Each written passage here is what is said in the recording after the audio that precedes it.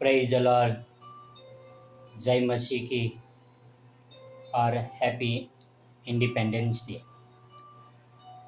भाई और बहनों और मित्रों, आज 15 अगस्त है और पूरा भारत देश आज़ादी का दिन मना रहा है। और किस तरह से हम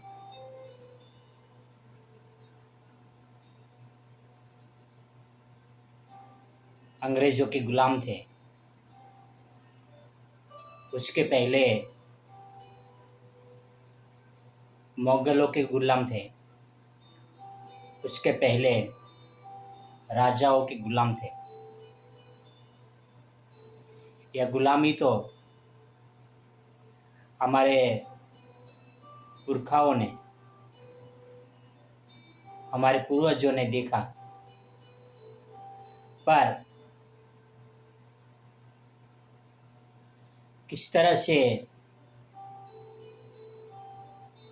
हम आज आज़ाद भारत में जी रहे हैं और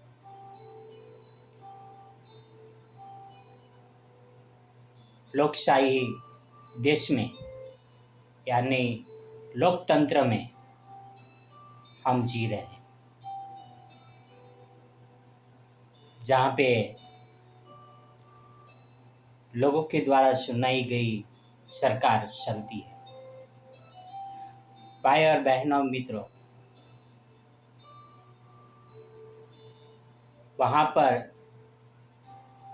एक व्यक्ति का शासन नहीं रहता है।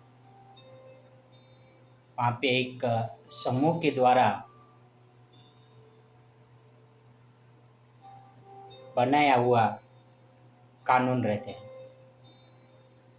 भारत देश में हर जाति के, हर समाज के लोग रहते हैं और हर एक को अपने अपने मर्जी के अनुसार जीने का अधिकार है।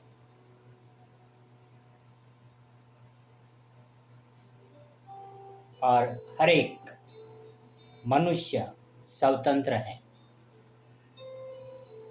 भाई और बहनों और मित्रों, उस स्वतंत्रता का हमें एक फायदा है कि हम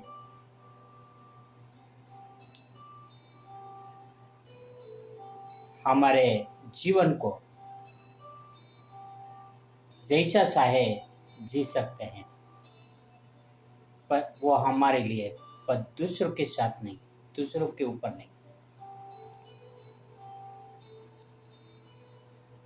पहला क्या हुआ करता था,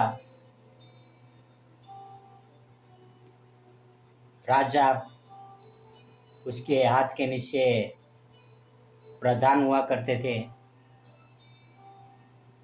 और राजा की आज्ञा के अनुसार जीवन जीना पड़ता था। राजा बोले वही करना पड़ता था। राजा बोले इस की उपासना करो तो उसी की उपासना करनी पड़ती थी। और हम उस गुलामी में जी रहे थे।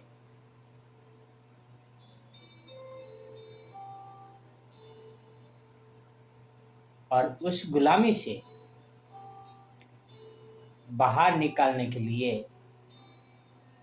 हमारे प्रभु यीशु मसीह आए। वह स्वर्ग छोड़कर पृथ्वी पे आए ताकि हम गुलामी से आजाद हुए। हम अपनी मनमानी नहीं, पर परमेश्वर की मर्जी के अनुसार जीवन जिए। भाई और बहनों और मित्रों, हमने देखा कि किस तरह से पौलुस सबको घसीट घसीट कर बंदी गृह में डाल रहा था। स्तिफनुस की जब हत्या हुई थी तो वहां पर पौलुस मौजूद था और वह महायाजकों से परवानगी लेकर अलग अलग शहरों में जाके जो यीशु मसीह के नाम से जाने जाते थे उनको वो सताया करता था। जब स्तिफनुस की हत्या हुई, उस हत्या में भी पौलुस शामिल था।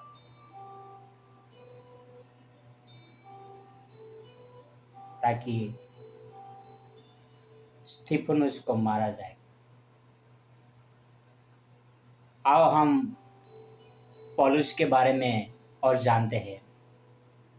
प्रेरितों के काम 9 में 1 से लेकर 9 तक। साउल जो अब तक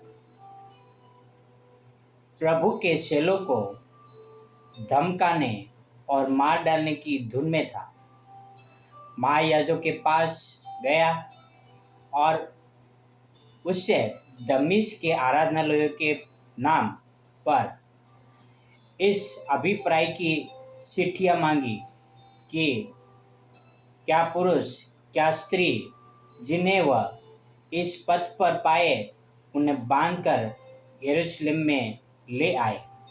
परंतु चलते चलते जब वह दमिश्क के निकट पहुंचा तो एकाएक आकाश से उसके चारों ओर ज्योति चमकी और वह भूमि पर गिर पड़ा और यह शब्द सुना, हे शाऊल तू मुझे क्यों सताता है? उसने पूछा, हे प्रभु तू कौन है? उसने कहा, मैं यीशु हूँ जिसे तू सताता है। परंतु अब उठकर नगर में जा और जो तुझे करना है वह तुझसे कहा जाएगा। जब मनुष्य उसके साथ थे वे चुपचाप रह गए, क्योंकि शब्द तो सुनते थे परंतु किसी को देखते न थे। तब शाऊल भूमि पर से उठा, परंतु जब आंखें खोली तो उसे कुछ दिखाई न दिया और वे उसका हाथ पकड़ के दमिश्क में ले गए और वह 3 दिन तक न देख सका और न खाया और न पिया। भाई और बहनों और मित्रों, यहाँ पर हम देख रहे हैं कि पौलुस यानी शाऊल कलीसिया को सता रहा है, पर किस तरह से यीशु मसीह ने उनको पकड़ा और कहा, हे शाऊल तू मुझे क्यों सता रहा है? यीशु मसीह स्वर्ग जाने के बाद भी उन्होंने देखा कि कोई है जो मेरे लोगों को सता रहा है, और यीशु मसीह ने पौलुस को देखा और यीशु मसीह ने पौलुस को कहा कि तू मुझे क्यों सता रहा है? यानी यीशु मसीह के शिष्य को सताता है, वह यीशु मसीह को सताता है और यीशु मसीह खुद जाकर उनको बुलाता है और उनसे बातें करता है और उनका मन परिवर्तन करते हैं। भाई और बहनों और मित्रों, जिसको परमेश्वर सुनता है, जिसको परमेश्वर मन परिवर्तन करता है, वहां पर मनुष्य कुछ नहीं कर सकता।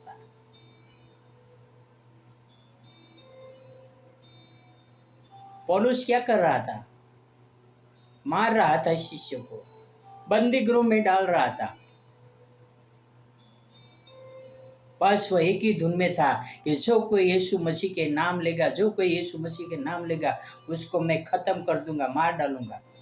पर यहाँ पर यीशु मसीह ने अपने लोगों की सुरक्षा की, अपने लोगों को बचाया, अपने लोगों को जीवन दिया। भाई और बहन और मित्रों, यीशु मसीह धर्मांतरण करते हैं।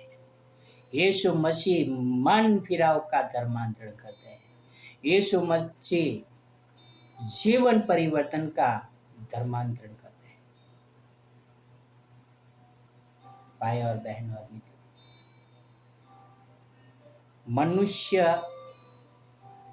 मनुष्य का जो धर्मांतरण करते हैं और पवित्र शास्त्र परमेश्वर के वचन के द्वारा जो धर्मांतरण होता है, दोनों में बहुत फर्क होता है।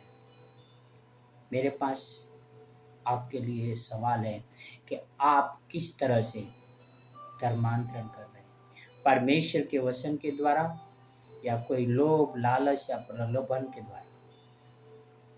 आप किस तरह से लोगों का धर्मांतरण कर रहे हैं? यीशु मसीह भी धर्मांतरण कर रहे थे। हमें करना चाहिए। हम आज़ाद देश में रहते हैं, हमें हमारे धर्म का प्रचार करना चाहिए। हमें लोगों को पवित्र शास्त्र की बातें सुनाना चाहिए। हमें लोगों को सिखाना चाहिए कि यीशु मसीह क्या है। पर हमें परमेश्वर के वचन के द्वारा आओ हम प्रार्थना करें कि परमेश्वर हमें समझ और बुद्धि दे कि हम हमारी आज़ादी को जो यीशु मसीह की ओर से मिला है उनको सही इस्तेमाल करें। आओ हम प्रार्थना करें। हे हमारे महान परमेश्वर पिता, धन्यवाद करता हूँ यीशु मसीह के लिए, आपके प्रेम के लिए और आपके अनुग्रह के लिए। पिता, आप हमें मदद करना ताकि जो भी हम आपके वचन लोगों को सिखाए, बताए, वह आपकी महिमा के लिए हो। पिता, धन्यवाद यीशु मसीह के लिए, आपके प्रेम के लिए, आपके अनुग्रह के लिए। ये सारी प्रार्थना मेरे उद्धारकर्ता, प्रभुओं का प्रभु, राजाओं का राजा यीशु मसीह के नाम से करता हूँ। आमीन, आमीन, आमीन। Praise the Lord, God bless you, have a wonderful day.